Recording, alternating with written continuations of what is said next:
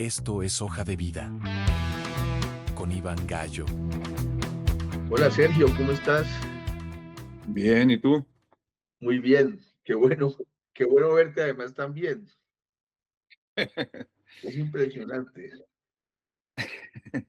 Es, No, es- gracias. es- es que ayer vi una entrevista que te hizo Bernardo Hoyos en el 93 y estabas Ah, sí. y contabas pues que estabas que habías incluso guardado durante mucho tiempo las estrategias de Caracol en una habitación, porque guardar un largometraje en esa época era un trasteo. Claro, o sea, es que no sé si acuerdas, el cine venía en latas, que Orson Welles decía que no era extraño que el cine viniera en latas porque se volvía viejo. Pero Total. cada lata de 1000 pies era pues como la rueda de una motocicleta más o menos. Y una película como La Estrategia del Caracol tiene a ver, como 12, como 50 latas de negativos, más otras 50 de magnético perforado A, magnético perforado B, el copión, o sea, ocupaba media habitación. Era, era, era increíble el espacio que ocupaba. Hoy en día, todo lo que cabía en una habitación, pues cabe en un En un- disco. Mm. y bueno, pero Sergio, entonces eh, nos vamos a ir un poquito atrás. Va a ser, eh, no, pues, te decía de la entrevista porque sigue siendo un hombre muy lindo. Es impresionante. Estás muy bien y tomas Sprite, lo que es el metabolismo. Es que vengo vine a la carrera porque estaba en la presentación de un nieto que tiene 5 años, que una obra de teatro. Y me vine corriendo, por eso aplacé un poquito porque si no, no, porque aplazaron ellos primero. No, pero Y magnífico. O sea que los Cabrera otra vez en unas tablas. ¿Qué tanto, Sergio, tú eres obra de Fausto? pues mucho, porque yo siempre, incluso muchas veces lo he dicho, yo en cierto sentido soy una persona muy privilegiada porque nací en un ambiente teatral. De niño, los fines, porque aquella época los grupos de teatro eran muy, muy amateur, eran teatros experimentales, y los ensayos eran generalmente los fines de semana.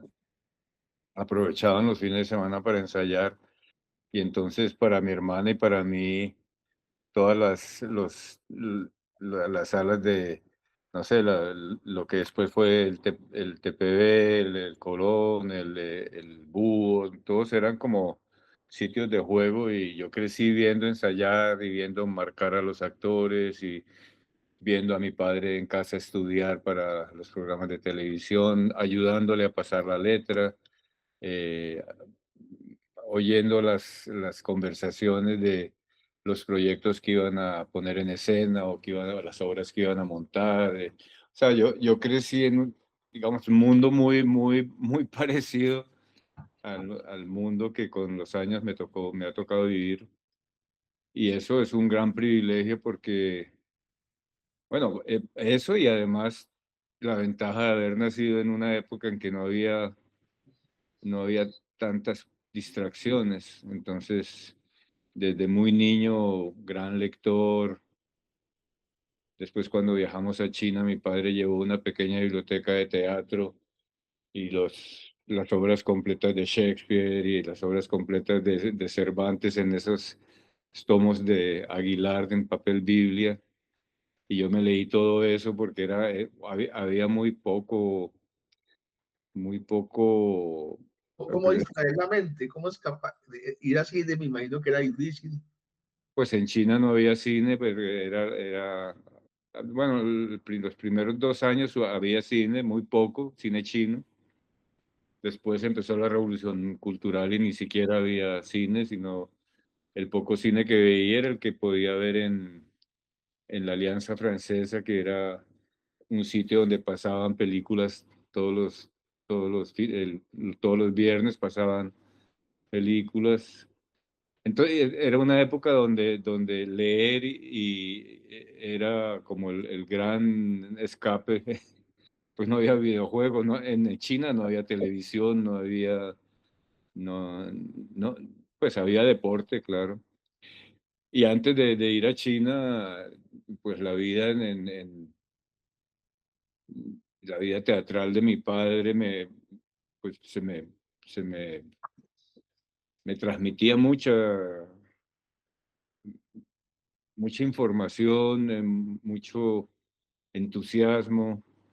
Yo actuaba desde niño en las obras de teatro de mi padre y en televisión también, y no solo dirigido por mi padre, porque yo hice obras, pues haciendo de actor infantil, obras dirigidas por Santiago García, por Eduardo Gutiérrez, se llamaba, creo, el director de Moderato Cantabile, que fue una de las obras de, de teatro en televisión en la que yo actuaba. O sea, y todo eso era el mundo de mi padre. Entonces, verlo a él trabajar, verlo a él darme instrucciones, verlo a él ayudándome pues, la influencia de mi padre, desde luego, muy, muy grande.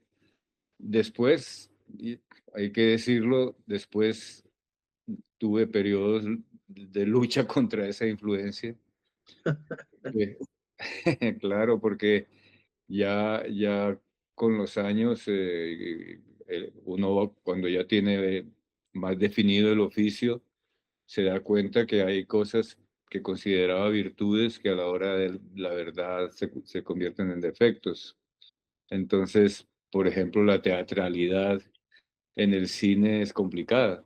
No, yo en algunas películas he querido, casi que me he esforzado en transmitir una teatralidad, específicamente en el caso de Ilona llega con la lluvia. eh, hay cierta teatralidad en la puesta en escena porque yo quería que se sintiera ese mundo novelesco, o sea, no busqué el realismo que he buscado en otras películas. Pero yo me he dado cuenta que to- todas, todas esas, up, eh, todas esas instrucciones que mi padre le daba a sus actores, todas las conversaciones que él tenía con sus con sus asistentes de dirección, la forma como él estudiaba, cómo escogía los proyectos, todo eso me terminó influenciando mucho, claro. Yo quiero dar un contexto para la gente menor de 50 años. Cuando hablamos de Fausto Cabrera, que es uno de los grandes actores del inicio de la televisión en Colombia, de la radio. Empezó declamando en radio, en un espacio muy famoso cuando ustedes vivían en Medellín. Pues la gente que tiene más de 50 no debemos presentar a Fausto Cabrera, que es el gran actor colombiano del inicio de la televisión, pero era un tipo en el cual además tú describes muy bien en la estrategia del Caracol, porque lo describes políticamente muy bien. Es el homenaje que le haces a él en esa película. Pero fue un tipo pues que todos los que leímos la novela nos quedamos un poco aterrados de... Yo después de haber visto, volver la vista atrás, fui a China y todo el tiempo pensaba en ti, porque me pareció un país supremamente hostil.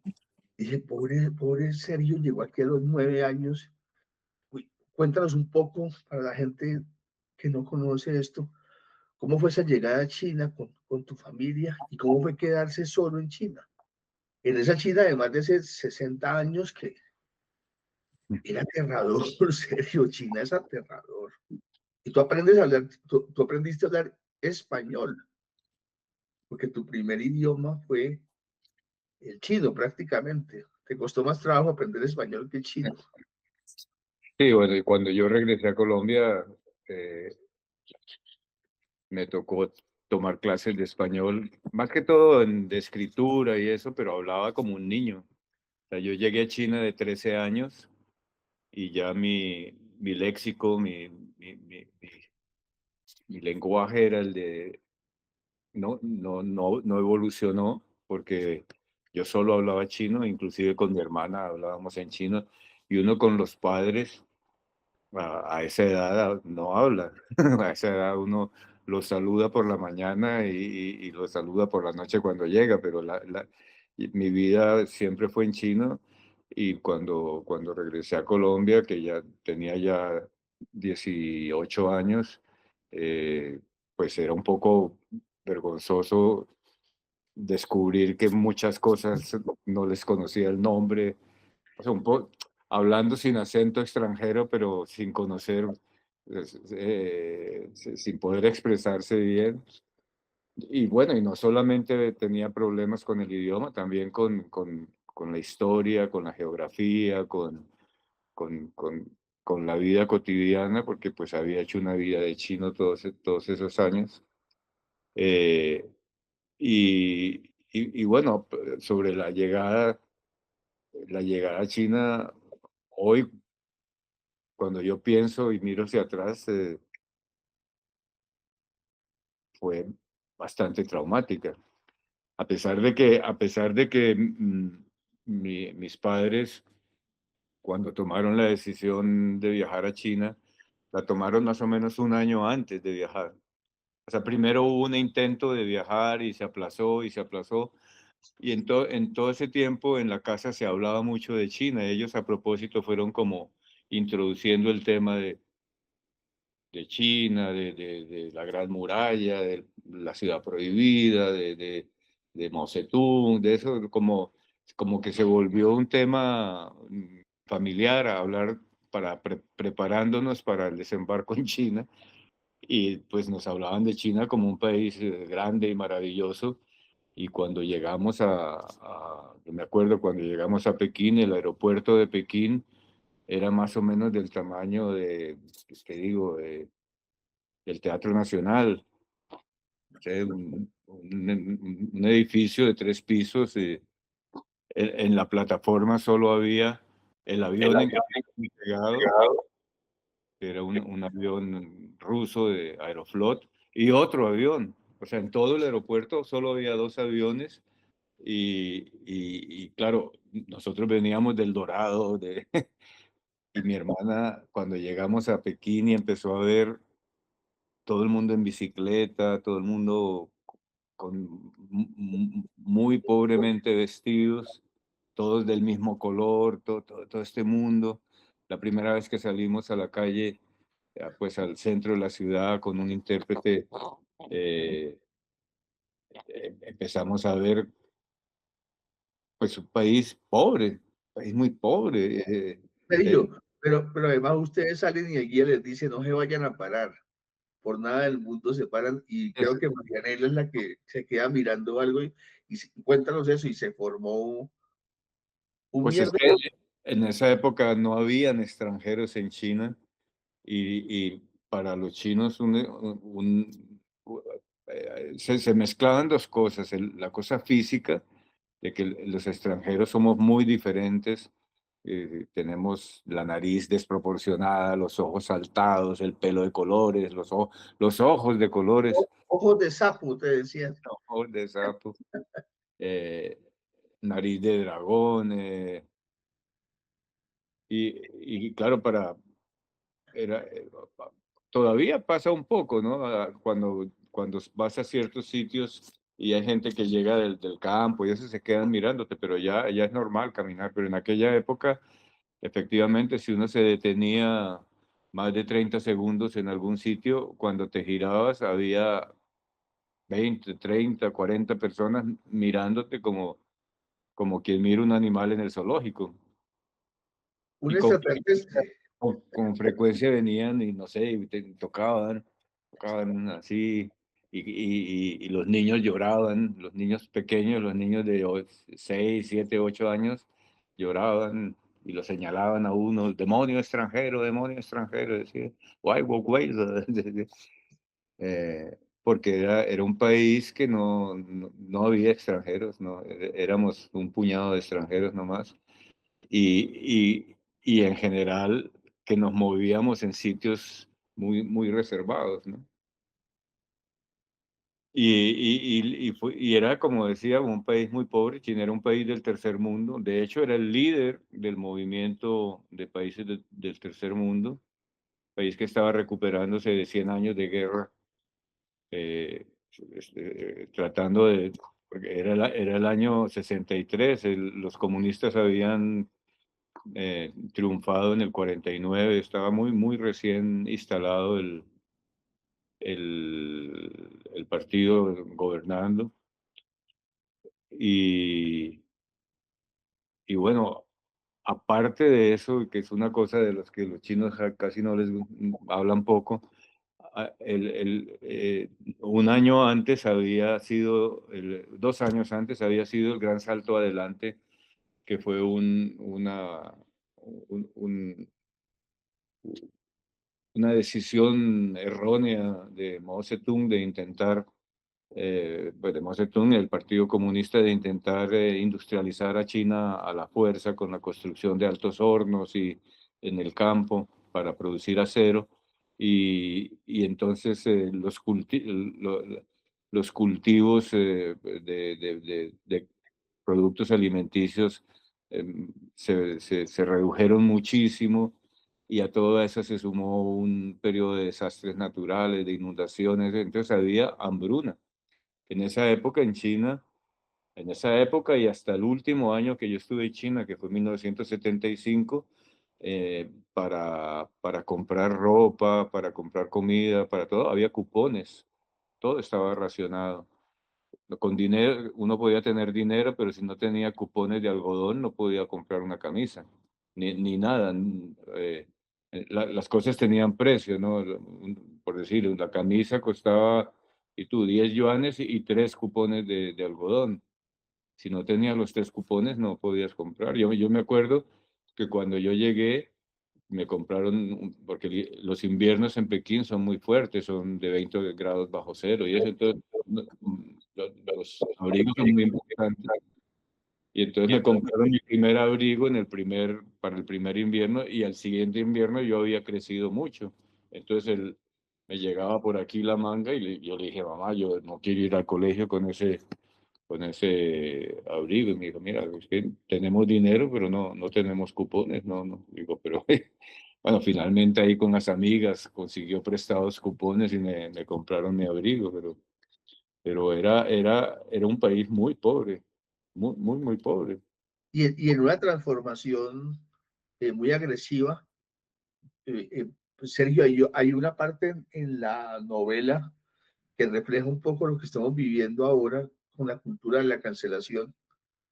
Y fue la escena del profesor que agarran a patadas los alumnos y tú si no le pegabas una patada podías ser señalado de ser un traidor, además que tú ya eras un traidor por ser extranjero. Siempre estabas como bajo la lupa. ¿Crees que existía una cultura de la cancelación? O, Bueno, o realmente cuando empezó la revolución cultural, que fue cuando sucedieron ese tipo de desmanes, pues sucedieron en toda China, y pues los colegios de alguna forma son como un mini país, eh, y entonces la crítica la crítica al sistema educativo en general y a los profesores en particular era un ejercicio obligatorio y cotidiano. Había que criticar todos los errores que habían cometido los pobres profesores a lo largo de, de los años, de los errores que habían cometido, errores políticos, de, de, de, de- de utilizar a veces ejemplos equivocados o de admirar cosas del mundo capitalista que en el momento, o sea, me acuerdo un profesor de dibujo que hablaba del diseño, de la habilidad de los diseñadores norteamericanos al pobre. Después eso se lo cobraron durante toda la revolución cultural o gente que había tenido actitudes burguesas. Y entonces empieza el fanatismo. El fanatismo es una cosa muy complicada porque cuando tú entras en el mundo fanático, eh, siempre hay alguien que puede subir un grado más. Dice, o sea, dice, eh, vamos a, a trotar para hacer el, no, ¿qué te digo yo? Vamos a hacer 5 kilómetros al día y terminamos haciendo 10. Y entonces llega uno que dice, ¿y por qué no 15? Y el otro dice, pues yo me digo, ve, y ese fanatismo se retroalimenta y es muy, muy difícil salirse de esa especie de mafia eh, porque, porque cuando uno se hace a un lado, todos te miran críticamente. En el caso que tú dices, por ejemplo, yo en el colegio, al cabo ya llevaba, cuando empezó la revolución cultural, ya llevaba 3 años, 3 años en el colegio, entonces, digamos, allá no me veían como un extranjero, era un compañero, digamos, físicamente diferente, pero no me trataban como extranjero, era uno más de ellos. Entonces, cuando empezó la revolución cultural, y ingresamos a los guardias rojos y eso, eh, el, el, el, el termómetro para medir tu dedicación y tu amor a la revolución era seguir al gran grupo de fanáticos. Entonces a mí, yo me acuerdo que yo inclusive critiqué y había cosas, pero en algún momento tuve como la distancia suficiente para criticar a mis compañeros. Y eso, no sé si eso está en el libro, pero yo escribí un encasillado Sí, está. criticando lo que se estaba haciendo y un compañero me dijo, mira, no cuelgues eso porque te va a ir mal. O sea, no es momento para llevarle la contraria a... O sea, no puedes parar un río con las manos. Entonces, y, y bueno, yo a través de los años he vivido el fanatismo en diferentes áreas, o sea, porque después con los años, ya dentro del movimiento revolucionario colombiano y sobre todo ahí en la guerrilla, pues el fanatismo también hace un daño y pues, sigue haciendo un daño inmenso, ¿no? Sí. Bueno, y Fausto, dejarlos a ustedes allá a la edad que los dejó es también fanatismo, ¿no? ¿O cómo El, perdón, sí es, el caso, digamos, de la dejada nuestra ya eh, tiene explicaciones. O sea, cuando tanto mi padre como mi madre eran pues ya revolucionarios y estaban profesionalmente revolucionarios, dedicados a eso, y ya mi padre sabía que al regresar a Colombia se iba a dedicar al tema, la posibilidad de dejarnos a nosotros en condiciones muy buenas, con unas becas que nos daba el gobierno chino, era algo similar a lo que sucede con los hijos de la gente rica que los mandan a un internado en Suiza o en un internado en Londres, ¿no? Era el equivalente a lo que hacen los padres de los niños millonarios, pero eso eran los hijos de unos padres revolucionarios que nos dejaban en condiciones fantásticas, con tutores y con... Pero a los, más o menos a los 4 o 5 meses de que mis padres se fueron, empezó la revolución cultural y todo ese andamiaje que se había preparado para que tuviéramos una vida maravillosa se vino abajo. Se vino abajo y empezaron las dificultades, pero lo que sucede siempre, ¿no? O sea, al principio empezaron a fallar una cosita acá, y uno se va acostumbrando a que las cosas fallen y a que se desarme un poco toda la estructura que tiene armada para vivir y empieza a acostumbrarse a lo que va llegando. Entonces, efectivamente, a los 2 años de estar viviendo solos,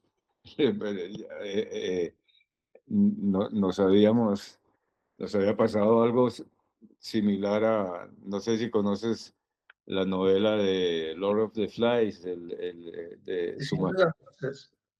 como de su El, majestad las moscas, el de, Señor de las Moscas, sí.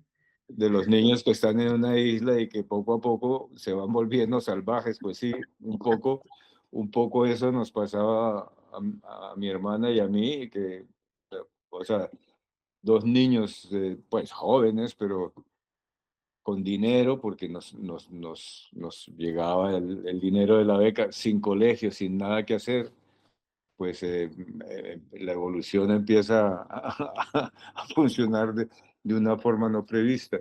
Y, y bueno, ahí fue por eso que finalmente regresamos a Colombia. Pero tú en ese regreso tienes un momento en París donde te toca además otra revolución. Pero yo no quiero centrarme mucho en revoluciones, sino centrarme en un encuentro que para ti fue muy importante y revelador, que es, tú habías visto en la Alianza Francesa de Pekín, Ascensor para el Cadalso, con esa extraordinaria banda sonora de Miles Davis, y tú después vas a París y te encuentras con Louis Mallet, no sé cómo se pronuncie, Muy mal, Louis muy mal. Mallet. ¿Cómo fue ese encuentro y qué tan fundamental fue para ti? No, pues fíjate que no. Sí, eh, la influencia del cine de Louis Malle en mí fue creciendo poco a poco y seguramente me marcó mucho haber visto tantas veces Ascensor al Cadalso. Pero con los años yo seguí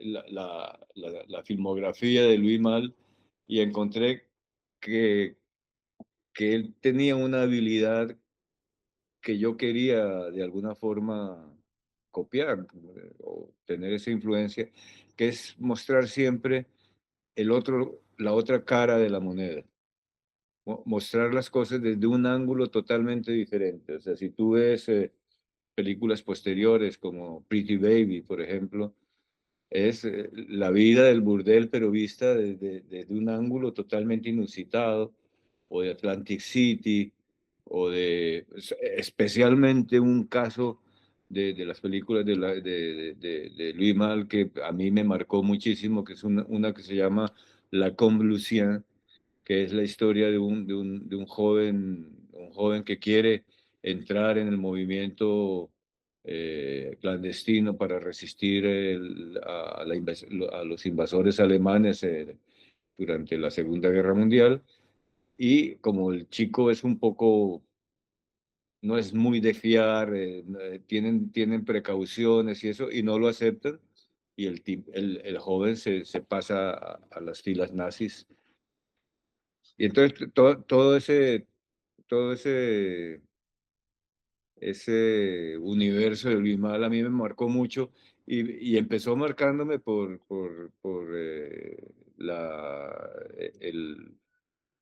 el ascensor al cadalso. Fue una casualidad que cuando yo estaba en París, en una reunión de maoístas, porque Louis Malle tenía como cierta curiosidad, no era propiamente maoísta, pero tenía como cierta curiosidad por un movimiento francés que se llamaba la Gauche Prolétarienne, eh, que era un movimiento maoísta dentro y tenía muchos intelectuales interesados, no solo Louis Malle, Godard, Sartre, no sé, había muchos intelectuales en ese momento. En ese momento la revolución cultural china era como un ejemplo de hasta dónde la fuerza de la juventud y del estudiantado podía transformar un país y pues yo no tengo duda de que mayo del 68 está fuertemente influenciado por la Revolución Cultural China. No sé qué tanto hayan investigado, pero no hay duda. Y cuando yo llegué a París, porque tuve que viajar a París por, por, por cosas prácticas, tenía que conseguir mi pasaporte colombiano no había, la única, pues no había embajadas en China de Colombia, entonces me tocó viajar a París a sacar mi pasaporte y claro, un joven, yo tenía 18 años, un joven de 18 años que llega a París en el año, yo llegué en octubre del 67, que ya se estaba cocinando todo lo que fue mayo del 68, entonces llegar un joven que venía de China y que además hablaba chino y que en esa época nadie iba a China, o sea, llegar de China era como llegar de Marte, o sea, sí, era, mira, hay en el libro Mitología de Roland Barthes, no sé, él hace un símil muy interesante que lo menciona Juan Gabriel en su libro, que es que hubo una época que lo que llamaban la cortina de hierro era tan, tan oscuro para el resto de la humanidad que la gente pensaba que los platillos voladores venían de la cortina de hierro. Esa era, entonces, todo esto que cuando yo llegué a China, cuando llegué a París de China, era un personaje. Era, me llevaban a las fiestas, porque cuando yo llegué a París, eh, había un poeta colombiano muy querido, Neiva, que quise mucho, Jorge Leiva, un gran poeta además, que había vivido en China 2 años y era nuestro amigo. Entonces en vez de quedarme en un hotel, me quedé en su apartamento y él llevaba muchos años en París y tenía muchas conexiones y muchos amigos españoles y también franceses. Entonces me empezaron a llevar de fiesta en fiesta como un oso panda, pues para mostrarme. Y en una de esas fiestas me, me, me, me, me encontré con Louis Mal y claro, pero pues no pasó nada. Entonces yo me quedé, saludé y pero yo hablo muy bien francés y en esa época hablaba muy bien francés. Me paralicé, yo no pude hablar nada, saludé y eso. Pero fíjate cómo es la vida, que muchos años después, bueno, me paralicé, pero algo hablábamos, me preguntó algo de China y eso, pero nada que ver con cine. Pero muchos años después, en el Festival de Cine de Venecia, cuando Ilona llega con la lluvia, estaba en la selección oficial, que pues la gente a veces no sabe, pero estar en la selección oficial de un festival como Venecia ya de por sí es un premio, o sea, es porque clasificar a un mundial. claro, eso es como ir, estar como para ir al mundial. Sí, exacto, es eso. O sea, que en un festival como Venecia según ellos mismos dicen en sus catálogos, entre 5.000 películas del mundo escogen una selección oficial de 18 o 20 películas.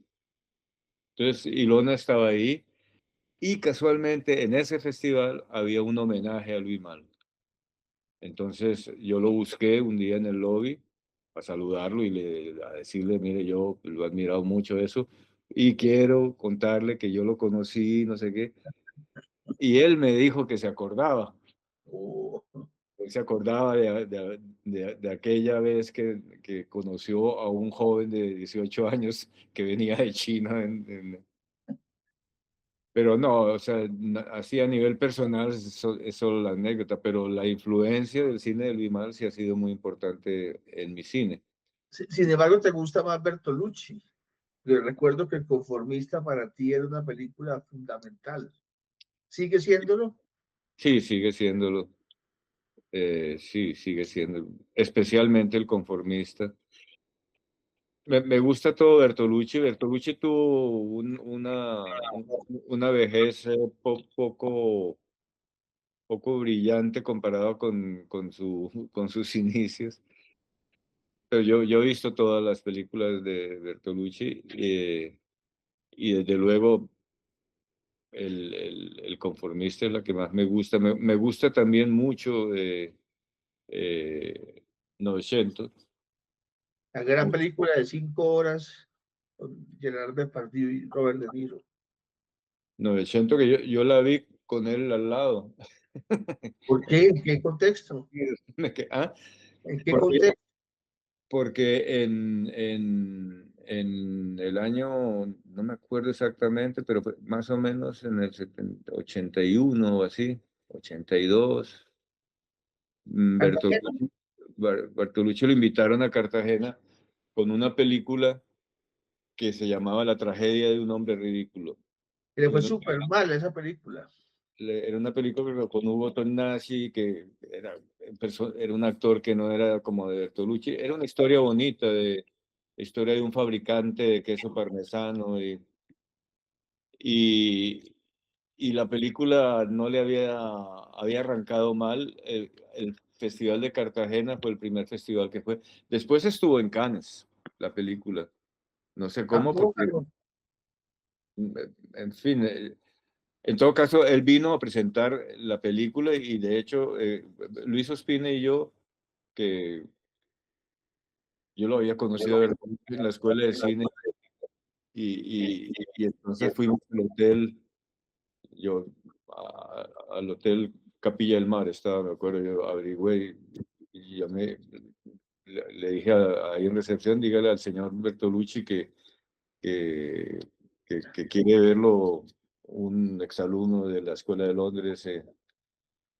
Y para el recepcionista del hotel, Bertolucci no era nadie, o sea, porque no, lo llamó y Bertolucci dijo, no se acordaba, claro, pero estuvimos con él como 4 días, para arriba y para abajo, porque la gente del festival no, es que eso pasa en los festivales, que uno llega y te saludan en el aeropuerto y eso, y después, después nadie se ocupa de ti. Entonces, Poncho y yo estuvimos paseando con él por Cartagena 4 días y ayudándole. Por cierto, en medio de eso se le ocurrió que quería quitarle 2 escenas a su película de la tragedia de un hombre ridículo. Y, y entonces fuimos al Teatro Cartagena con Luis Ospina. Y Sí. Poncho había sido editor. Yo Sí. nunca he sido, yo sé editar, pero Poncho sí había sido editor. Entonces, con el proyector, porque no había moviolas en esa situación, en Cartagena no, no se consigue una mesa de edición de cine, que son muy complejas, no sé. Entonces, el proyector fuimos marcando y Poncho cortó las 2 escenas, que es algo que no se debe hacer nunca, porque salta un poquito la imagen cuando se corta, eh, porque las películas tienen el sonido óptico va 14 cuadros adelante No, entonces, bueno, cortamos, Poncho guardó los dos pedacitos de película cortada como una especie de, no, espera que te perdí. Ah, como una especie de recuerdo. sí, como un recuerdo de... Y bueno, estuvimos, y claro, estábamos todo el tiempo con él, y en medio del festival se proyectaba 1900. Y entonces, pues, como nos sentamos, Bertolucci, Poncho y yo, y 900 es muy larga. Entonces, en un momento dado me quedé dormido. Y yo después me desperté, pero yo ya la había visto, por eso me quedé dormido. Entonces, Pero, Sergio, conectando con Bertolucci, 8 años después de ese encuentro, 7 años después, Bertolucci saca El último emperador y tú conociste a Puyi, tú conociste al último emperador de China. Era sí, trabajar en el jardín botánico. ¿Cómo fue esa historia? Eso es una locura. ¿No te parece que es una locura eso?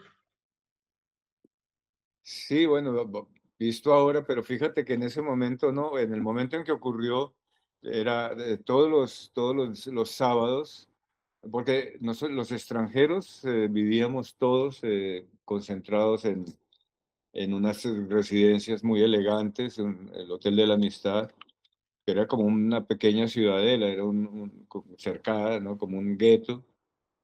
eh, eh, Eran unos 10 edificios grandes, bonitos. Era como un hotel de 5 estrellas, pero varios. Y Que a tu papá le resultaba muy confortable. Le parecía sospechoso por lo confortable que era. sí, a mi papá le preocupaba que las malas influencias que podían surgir del contacto con extranjeros no revolucionarios, porque mi padre, pues claro, soñaba con tener hijos revolucionarios, y la contaminación pequeño burguesa es un peligro. Estaba ahí pues muy, por eso él no le gustaba, por eso nos puso internos en el colegio chino. Claro, En el claro. colegio chino, nosotros al hotel solo íbamos los sábados por la tarde y el domingo. Pero bueno, te estaba diciendo, como el hotel estaba así, era un sitio de solo todos los extranjeros concentrados. ¿Por qué te estaba hablando del hotel? Por Puyi, íbamos a ir a la visita del jardín Bueno, botánico. los sábados, el buró se llama el buró de especialistas, porque el buró o sea, la gente que manejaba el hotel organizaba excursiones a la Gran Muralla, a la Ciudad Prohibida. O sea, todos los sábados había una excursión y ponían autobuses para ir a sitios, y uno de esos días la excursión era al Jardín Botánico. Y entonces en el camino, pero no, nadie dijo que del emperador ni nada. En el camino, eh, mi madre, no sé, unos extranjeros estuvieron preguntando, y les dijeron, pues preguntando, porque ya se sabía que el director del Jardín Botánico era Puyi. Yo no sé si era el director o subdirector, tenía un cargo importante. Y entonces nos dijeron, no va a recibir Puyi, que fue el emperador de China. Entonces llegamos y efectivamente en esas visitas en el estilo chino siempre se concentran todos los que vienen a la visita y hacen la presentación, y la presentación la hizo él. Y sí, sin tocar el tema de que había sido emperador ni nada. O sea, mi madre nos había dicho a mi hermana, a mí, no, mira, van a ver a ese señor que nos va a recibir, fue el emperador de China. Sí. Y yo le conté la historia. Yo no sé si en ese momento él ya tendría pensado algo de, de hacer la película. no recuerdo, ¿no? Pero bueno, Sergio, yo no te voy a quitar mucho tiempo más. Quiero hablar, sí, de un tema, pues, de dos temas que nos quedan muy importantes. Uno es el EPL, pues, que tú llegas a Colombia. eh, Cuéntanos cómo fue ese, tú tenías que 17 años, No, porque China fue una preparación, ¿no? Casi. no, bueno, yo eh, en el año 67 yo empecé como a militar en la organización del Partido Comunista, se llama Partido Comunista Marxista-Leninista Pensamiento Mao Zedong, se llama, que era el Partido Comunista Maoísta, y, y digamos, yo ya era pues como un joven militante. En el año 68, cuando ya recibimos instrucciones de regresar a Colombia, el partido le dio instrucciones a al, al Comité Militar del Partido Comunista Chino de que que recibiéramos un curso de entrenamiento militar que estaba diseñado para revolucionarios extranjeros. Entonces, en la ciudad de Nanjing, había un batallón del ejército chino dedicado exclusivamente a la formación pues al entrenamiento militar de revolucionarios extranjeros. Era como una pequeña universidad guerrillera, digamos. Era un sitio donde, pues, y claro, ahí solo iba la gente que la comisión militar del partido enviaba. Entonces, el Partido Comunista Colombiano, maoísta, pidió que nos dieran ese entrenamiento. Entonces viajamos a Nankín y hicimos ese entrenamiento que duró 4 meses. Pero el entrenamiento era un campo de entrenamiento donde había pues revolucionarios de muchos países del mundo. Pues estaba prohibido hablar entre nosotros, pero por el acento yo me daba cuenta que había mexicanos, que había chilenos, que había peruanos, brasileños, eh, y bueno, y había también gente africanos y laosianos, hawaianos, no sé, era un sitio donde éramos como, no sé, como, ¿cuántos serían? Unos 100 estudiantes, y a cada estudiante le daban su pequeña guerrilla. O sea, a cada estudiante le daban una casa. Pues, mi habitación era más o menos como esta, y en el piso de abajo tenía 10 soldados, 10 soldados del ejército chino y, y armas. Tenía en mi habitación tenía un armero con 10 fusiles de diferentes familias, porque parte del entrenamiento era aprender a armar y desarmar esos fusiles. Y teníamos, pues el entrenamiento era muy completo, con de todo, estrategia, táctica, ingeniería militar, explosivos, todo lo que, todo lo que un guerrillero debe saber. Y fue muy útil en mi vida guerrillera. Y, y bueno, cuando terminó ese entrenamiento, que fue pues 4 meses, regresamos a Colombia. Y cuando regresamos a Colombia, yo ya era militante del... Es que la gente a veces se lo olvida, pero el EPL era el brazo armado del Partido Comunista Maoísta. Así como las FARC eran el brazo armado del Partido Comunista Prosoviético, el EPL era el brazo armado del Partido Maoísta. Y entonces cuando yo aterricé en Colombia, yo ya era parte de ese movimiento. Y en cuanto llegué, no sé, a los 3 días ya tenía tareas de guerrilla urbana. O sea,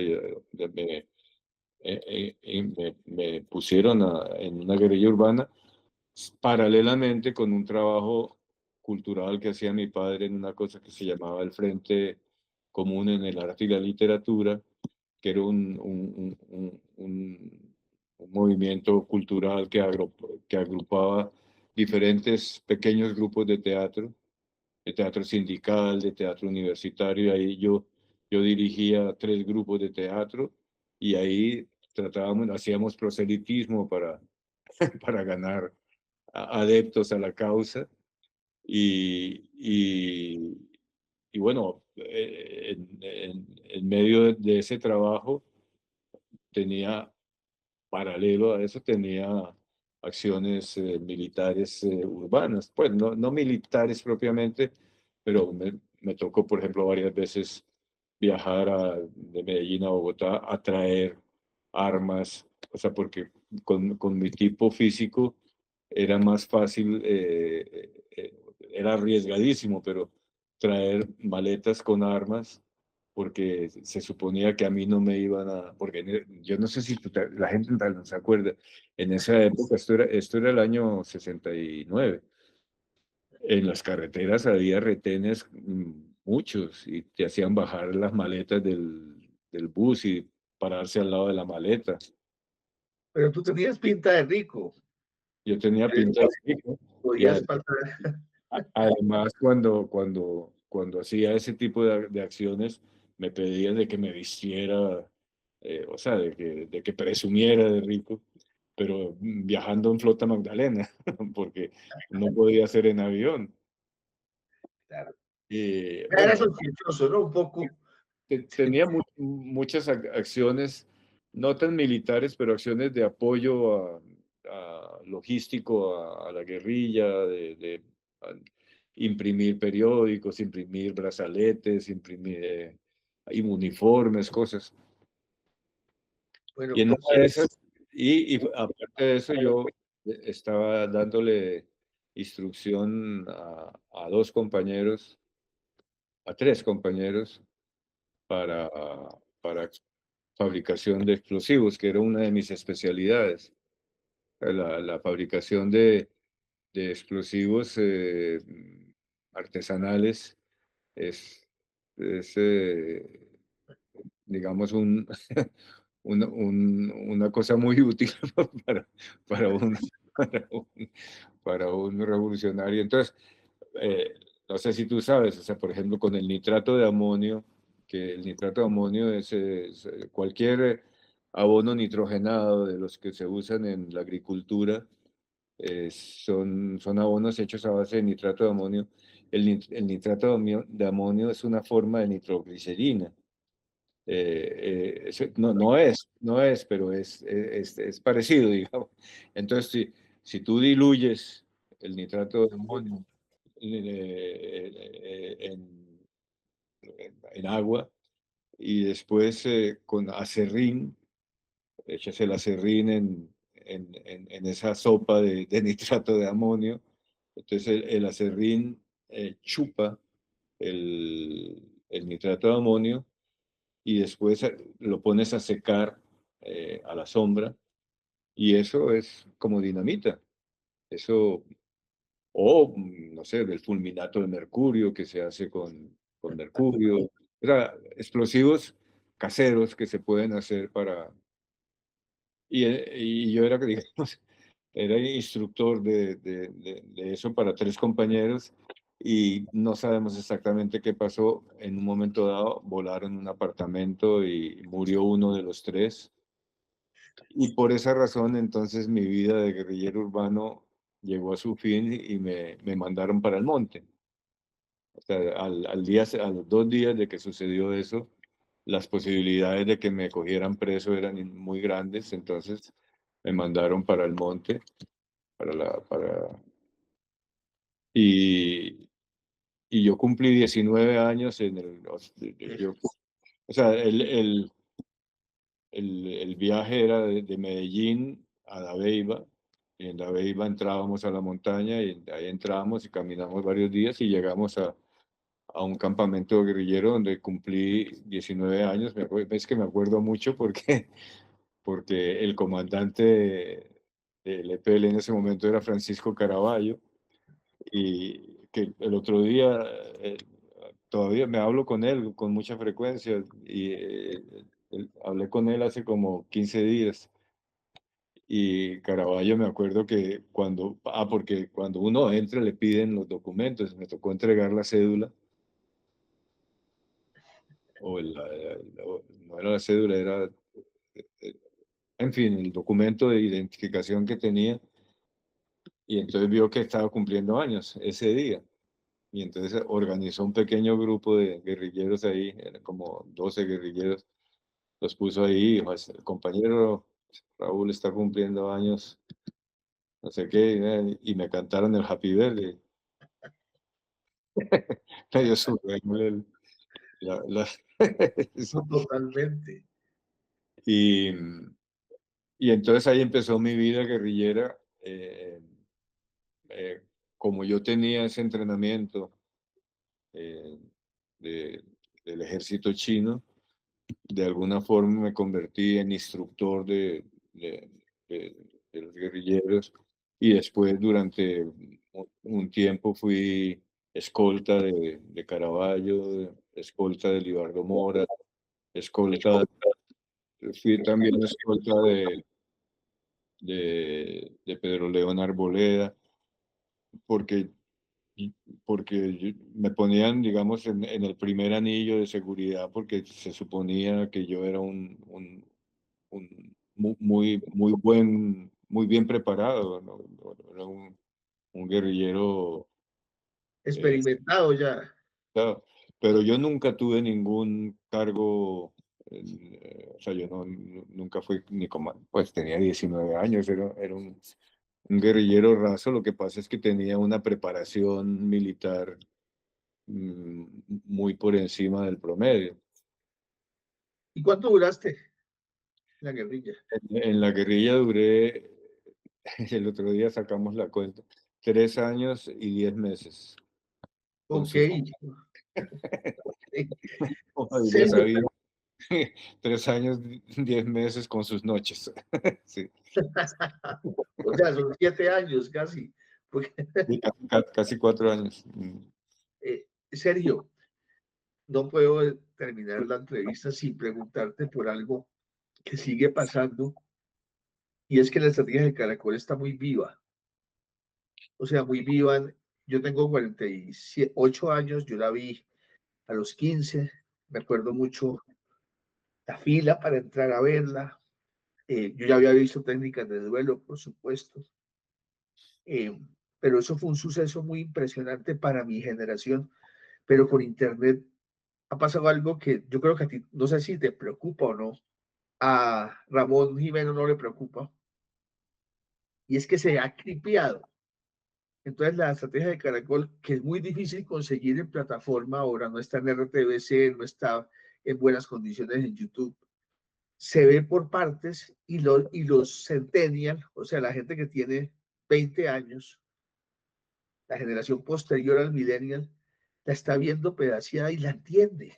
O sea, ve, por ejemplo, la parte de la dignidad, ve, bueno, ese hueputa casa pintada, el discurso de Fran Ramírez antes de volar la casa. Yo lo que voy, para mí es muy difícil porque es una película que logró un milagro en Colombia en ese momento, y era crear cinematografía y hacer un taquillazo.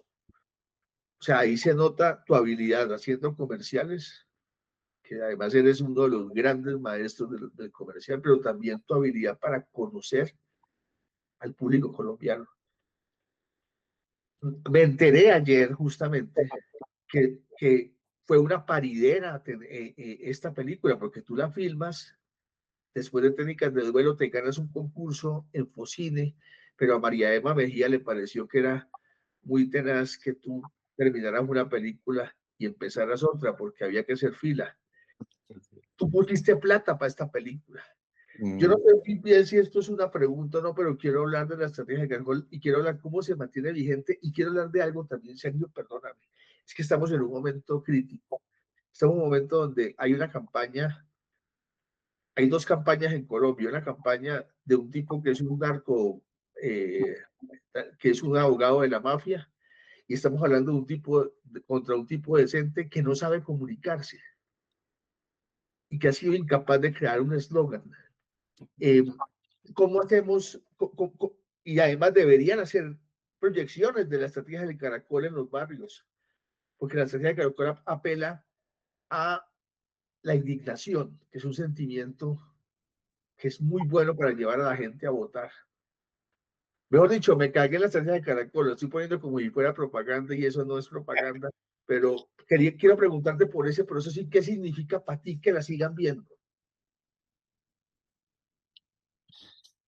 No, bueno, pues, yo me siento muy, muy afortunado y privilegiado de que la película siga viva tantos años después, porque eso es realmente raro. Yo, eh, pues de mis películas es la única, bueno, entre el Golpe de Estadio un poquito también, porque también apela como a lo mismo, ¿no? A la reflexión sobre temas que, que permiten imaginar un país mejor. Pero, pero sobre lo que tú dices, que se ve pedazada, yo no, nunca he hecho ningún esfuerzo ni, ni por, ni porque se siga viendo. Me parece bien que esté pirateada, que hagan lo que quieran, o la película ya cumplió su ciclo comercial y no, me parece, eh, me preocuparía mucho que hacer una película y que no la pirateen. Sí, sí, esa película tan mala que ni la piratearon, ni la piratearon. Pero a mí de la estrategia del caracol me sigue interesando y yo creo que esa es una de las razones por las que la película sigue viva, y es que apela a un sentimiento de la importancia de ser creativos en la vida, de ser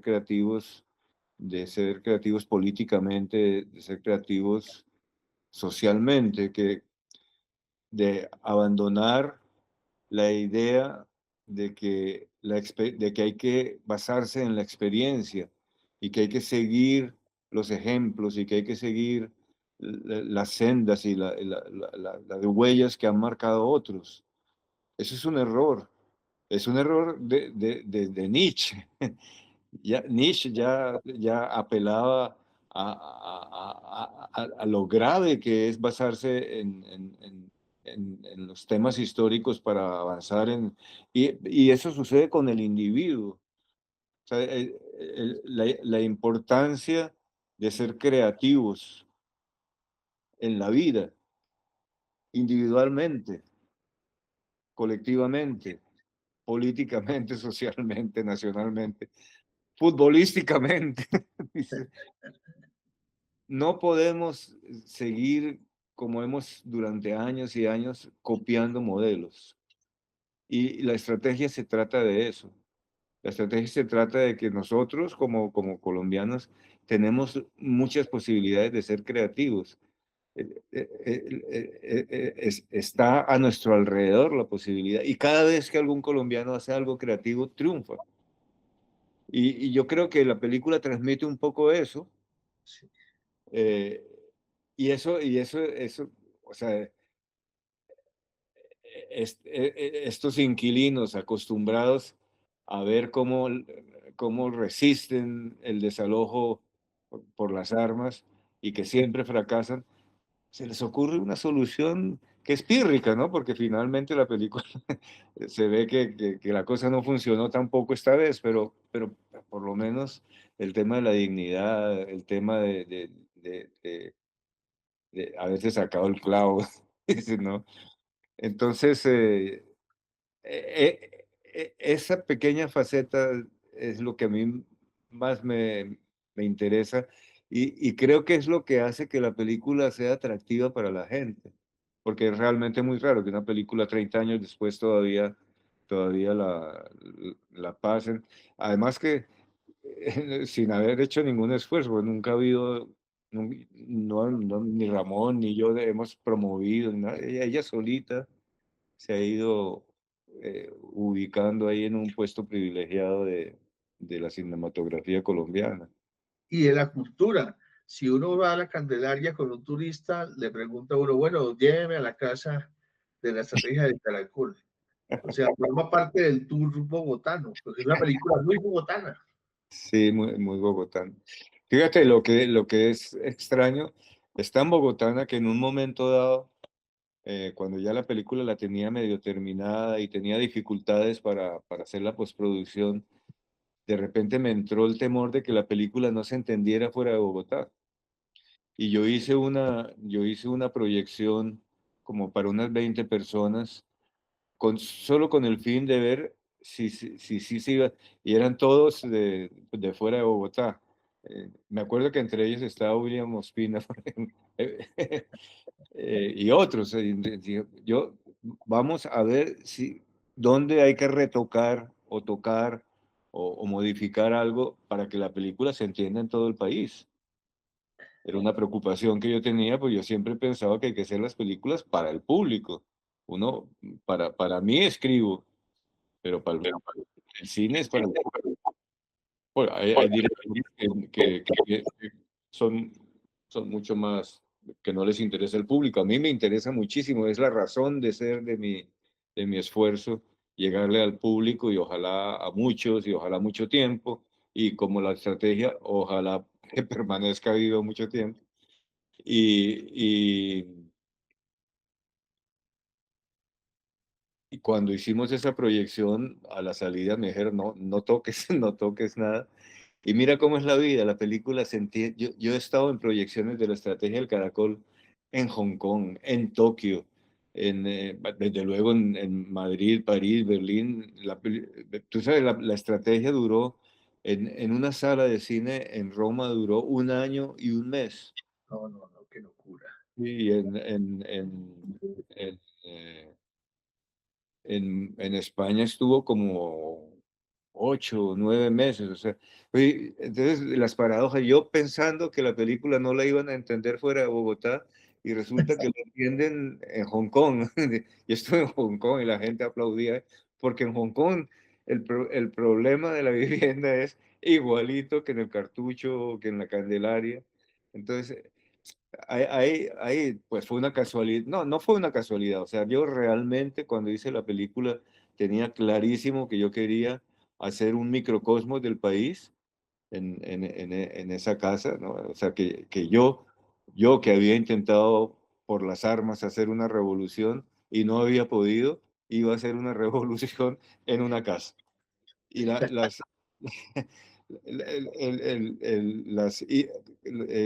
digamos que la estrategia del Caracol es un pequeño cursillo de cómo se hace una revolución. Ok. Lo Incluso mismo, con explosivos, ahí está el manual de explosivos. eso mismo, pero en grande, ¿no? Construir confianza, construir solidaridad, tener un objetivo claro, tener sueños claros, o sea, todo. Entonces yo dije, bueno, no hice la revolución de verdad, pues hice una revolución en miniatura en esa casa. Y eso lo tuve muy claro y con Ramón lo tuvimos siempre muy claro desde que se arrancó a escribir la historia, que ese era el... Y era un homenaje para mi papá, como dijiste al principio, no, no es una casualidad que don Jacinto sea español, que sea anarquista. Bueno, tengo que decir que a mi padre no le gustaba ser anarquista, pues, pero no, sí, sí es un gran homenaje a mi padre. Sergio, es una película más que maravillosa, una película que está vigente, no ha envejecido. Un día y la tengo en DVD, cuando me siento deprimido la veo y me siento, recupero la fe en este país en Me encanta. momentos urgentes. Y le dicho a la campaña de Iván que la usen, pero son como tu papá un poquito a veces. Yo pienso, a mí me encanta la actitud de Iván. Lo que pasa es que necesita abrirse a otras opiniones. Está demasiado encerradito. Yo creo que se necesita enloquecer un poco esa campaña. Uh, lo dice un maestro de la publicidad. Eh, Sergio, Sergio, yo ya te voy a dejar porque me da mucha pena contigo. Además, No, te perseguí mucho tiempo y además por tus obligaciones. Imagínate que hace poco escribí un artículo sobre el doctor Mata y lo pegué en Facebook porque es muy efectivo el Facebook y esa vaina se viralizó y todo el mundo decía y coincidía, todo el mundo era miles de personas, que por qué el doctor Mata no está en plataforma. tú Entonces ahí dices se dijo, la serie, yo pensé que sobre el verso. no, No, sobre la ah, serie, estamos pues hablando de la serie. mándamelo, yo no lo vi. Mándame. A mí me encanta esa serie. Buah. Pero la gente, entonces ahí me dio por decir, esa serie, es que lo que pasa es que esa serie no funciona en RCN. Tuvieras la puteada que me pegó la gente, porque la gente que la vio sigue creyendo que esa serie fue un éxito. Y la vieron muchísimas personas. Esa serie, ¿por qué fue tan maltratada, Sergio? Es una obra maestra. Sí, a mí me gusta muchísimo y de verdad de los proyectos de televisión que he hecho, sin duda el más cuidado de todo, el más cuidado que Escalona fue súper cuidada, pero aquí ya la tecnología y las cámaras y todo permitían. Yo no recuerdo muy bien cuál fue la razón, me imagino que el enfrentado, porque ¿A en qué se esa, enfrentaba? no, ¿A un no me, reality? no me acuerdo, pero yo creo que, no sé, a Betty la Fea, a algo muy poderoso, no recuerdo, no recuerdo, eh, no recuerdo, pero yo creo que ese es uno de los motivos, porque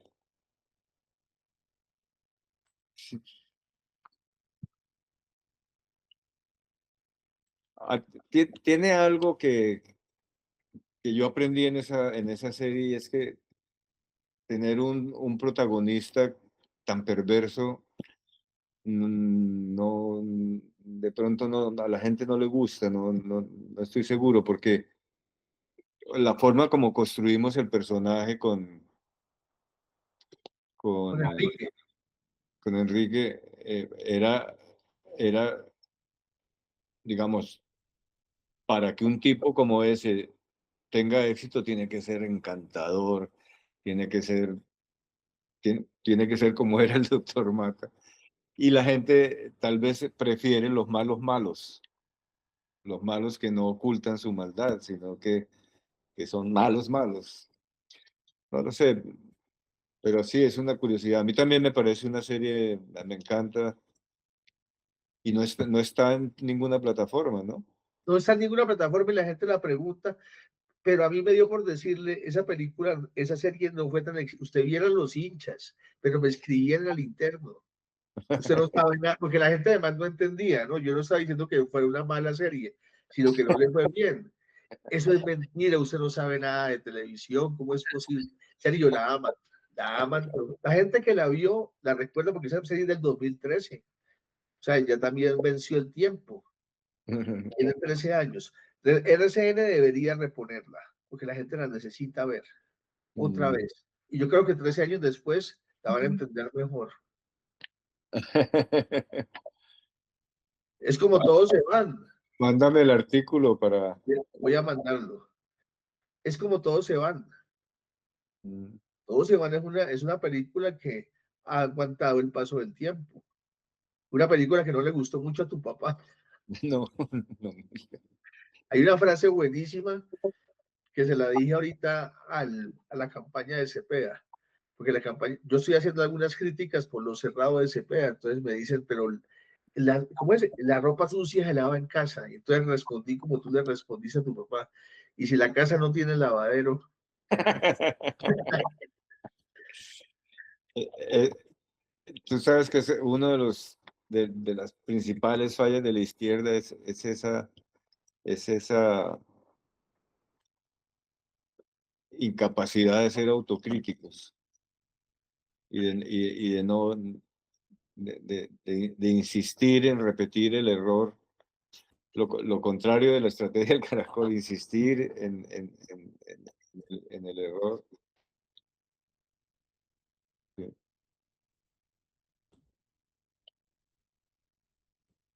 Eso mm, condena, existir en el error condena.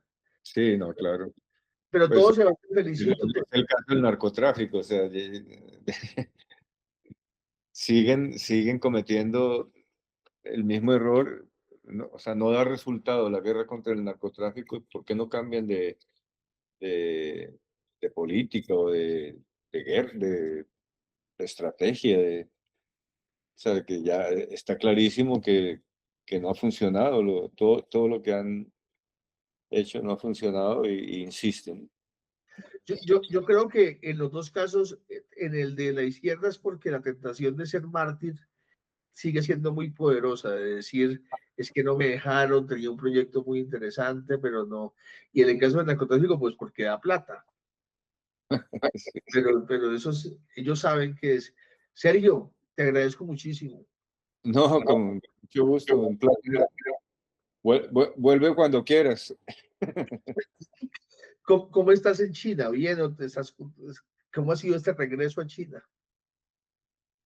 Pues ha sido muy impresionante porque, bueno, yo digamos, no, yo salí de China en el 75 y duré como 15 años antes de volver la primera vez y he seguido yendo. Entonces, digamos, no es que me haya sorprendido de encontrar esta China súper moderna, pero es que la gente no se imagina, de verdad la gente no se imagina el nivel de avance que tiene respecto al resto del mundo como país, ¿no? No digo puntualmente, sino como país, es un país que funciona. Un país que tiene una población que es mayor que la suma de toda Norteamérica, Centroamérica, Suramérica y el Caribe, que eso suma 1.100 millones de habitantes, y China tiene, le sobran como para llegar a Europa. Un país de ese tamaño que funciona, que todo funciona bien, o sea, el día a día, las carreteras, los puentes, las universidades, los restaurantes, todo funciona a la perfección. Es muy, muy impresionante ver cómo en relación a ese país que yo conocí, que era un país del tercer mundo, como en 60 años se ha convertido en una potencia mundial. Y lo extraño de todo esto es que los mismos 60 años han pasado en Colombia, los mismos. Y en Colombia creo que las cosas estaban mejor hace 60 años. Por hace 60 años por lo menos no había narcotráfico, no había, no, pues la guerrilla era manejable. Pero tú te pones a ver, los mismos 60 años han pasado en China y se convirtió de un país del tercer mundo eh, en pues, una de las dos potencias mundiales. Muy Bueno, interesante. Sergio, muchas gracias, muchas gracias. Disfruta con tu familia. Te Dale, mando- Navidad, cuando te amo. quieras, me llamas y hablamos. Dale, gracias. Gracias. Un Chao. abrazo. Chao. Esto es Hoja de Vida con Iván Gallo.